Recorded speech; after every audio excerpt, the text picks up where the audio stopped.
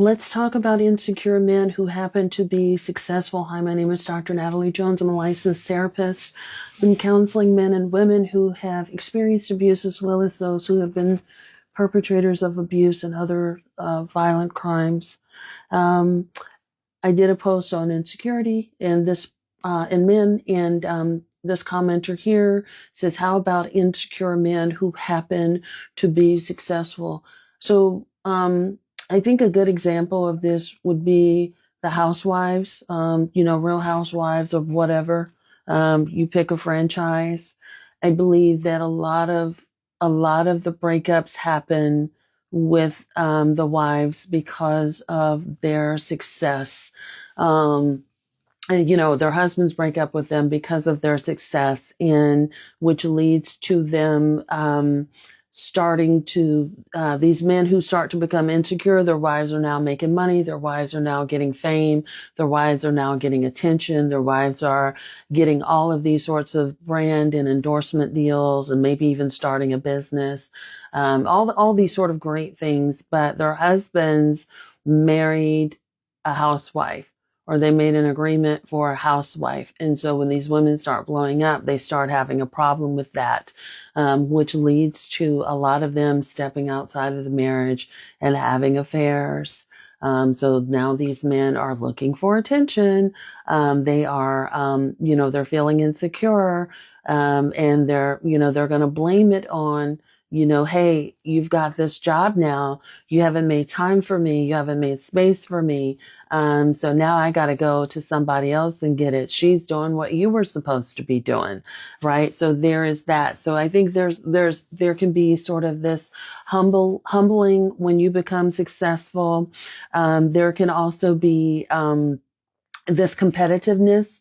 So there's this internal competitiveness that, like, they're looking at you and all of your accomplishments and your accolades. It's like, oh my God, you're out earning me. You have more degrees than me, or you're getting a better job than me, and I can't have that. So, like, I don't know what to do with that. So they start sabotaging the relationship.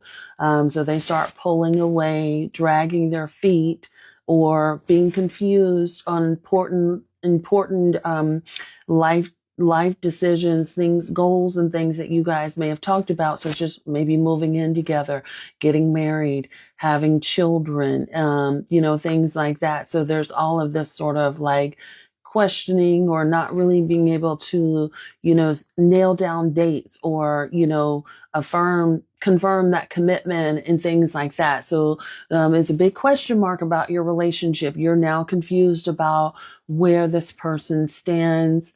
And not only are you confused about it, but you guys can't have a conversation about it because you feel like you have to walk on eggshells, because this person will often get mad, or they will accuse you of being creating problems, or you being insecure, or things like that. So there's all this sort of breakdown and sabotage that can be easily rectified with communication and getting on the same page.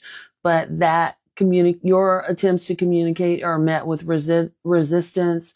They're met with contempt and frustration, irritation, agitation, a lot of pushback, delaying the conversation. This is not the right time, all of that kind of stuff. So there's that.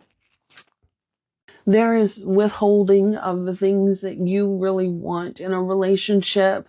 So they may dangle that in front of you, like kind of like the carrot in front of the donkey, but there's ultimately a withholding of that.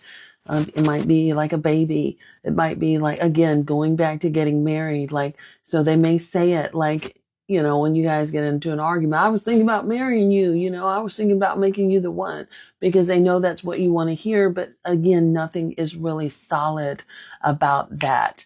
I think they allow other people to interfere in the relationship. So the relationship doesn't, it's not about you and him anymore. It's about you, him, Mary Jo, Tommy Sue, all these other people, their mama, so they allow other people to interfere and, sort of get in the middle of the relationship. There's triangulation there where they feel like they need other people to have their back to build a case against you, that sort of thing like that. And so they could be using other people to weaponize against you in the argument and make you feel inferior, make you feel like you're crazy or you don't know what you're talking about because so and so over here who's logical and's got it worked out is saying something totally different. There is also doing other things to sabotage your success as a couple. So again, that could look like lack of communication, especially around big decisions. So big decisions would be investments in properties or just sort of having this secret life where they're making major decisions and they're no longer including you. So they're operating as though they're single, and sometimes that operation as though they're single can lead to them not coming home when they're supposed to. They want to make you worry. They want you to be concerned. They want you to sort of question, right? So it's not just that they want to make you feel insecure, but they also want to distract you from what you're doing. So if you're building a successful empire, if you are, if you got that good job, they want to distract you from climbing that ladder of success by doing stupid stuff, right? To take your attention away from that. And, maybe I shouldn't say stupid, but it's stuff that really they know better, right? They know better and they know they shouldn't be doing, or there's really no real rhyme or reason why they should do that, but they want to distract you from your success. So they're literally trying to sabotage you from going any further in life. This could also look like saddling you with other things. So, getting you pregnant, and things like that. I think pregnancy is a huge one. And leaving, right? Leaving you with a baby. So not sharing, sharing in the responsibilities or care of the home. And then one of the last things I'll say is that I think they'll make everything seem like it's all your fault, and that this isn't the life that they signed up for, and you're the reason that they're not happy. So every problem in the relationship is now because of you. They take no ownership of responsibility. They don't take any ownership of they don't take any sort of accountability is what I'm trying to say. And so it's all because of you. So no, they're not going to therapy. You are the one that has all the problems. You're the one who has the mental health. You're the one who's crazy. You're the reason why everything is breaking down. They were a sanctimonious saint and they have no part in that. And so even if they did, it's all about brainwashing you to think that there's something wrong with you and that you're the problem or that you're the reason for the demise.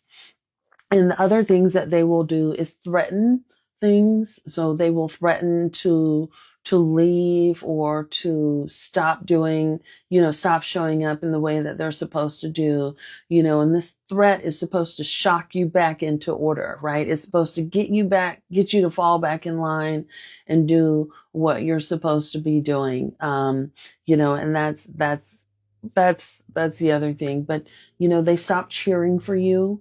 So there's, when you accomplish something, when you're looking for your support team. And again, I think if my memory serves me correctly, I think there was an example of this on Housewives too. But like when you have a major event, they're not going to show up for you. They're not going to congratulate you and be happy for you. They're going to walk around sour.